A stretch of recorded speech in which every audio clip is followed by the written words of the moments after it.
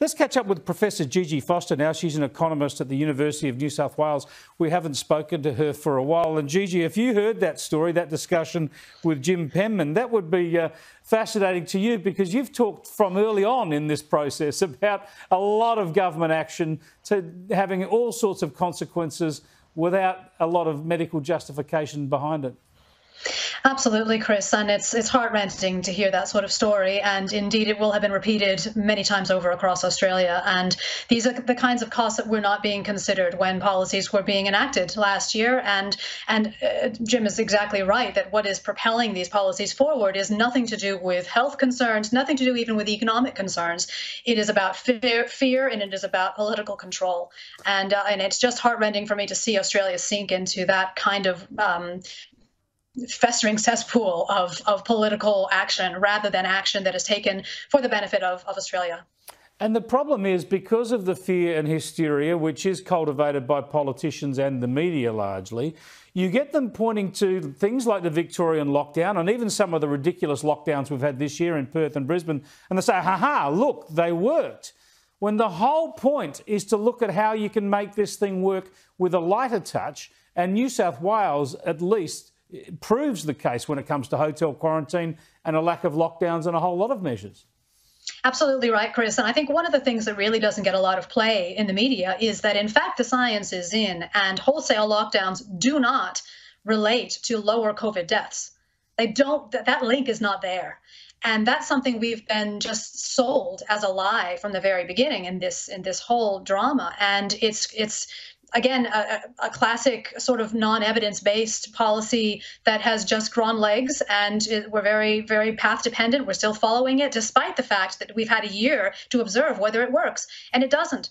And indeed, there are many other actions one could take that we just don't even talk about and don't get any play in the media. And that's, again, very heartrending, particularly for those people who are vulnerable to this virus. We should be focused on protecting those people and working out what works for them, whether it's prophylactic care and immune support or ivermectin or other kinds of architectural design features in aged care homes and protocols. We can do many things to protect people who are actually really vulnerable to this virus while getting ourselves off and running again, because many countries around the world are starting to do that. They're leaving wholesale lockdowns behind in the dustbin of history where they belong and opening up for business. And if Australia doesn't get on that train, we're going to be left behind. Now, as an economist, it must be so hard to actually pin down where we're at, because we're all so pleased with the economy ticking along, unemployment not being as high as we thought. But you think about the eye-watering level of debt that's all predicated upon. And then you think about the way we still have international borders closed and some of our key industries are sort of locked off because of that. It's hard to know where we're actually placed post-pandemic, isn't it?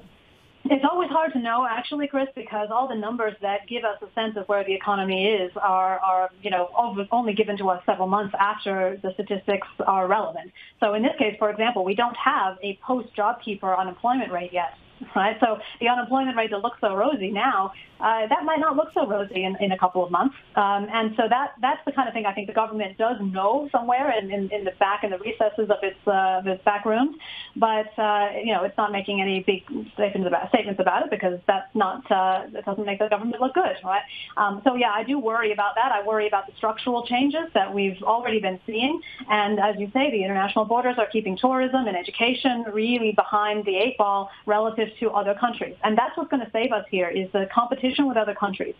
People will look overseas and they will say, hey, why are they able to open up and travel and do nice things while we have to stay in this quote-unquote bubble? That's not going to be a sustainable strategy. And we have now this vaccination option, which I think could be used to very good effect for protecting the vulnerable and letting the quarantine restrictions gradually roll back and enable us to get back to something like business as usual.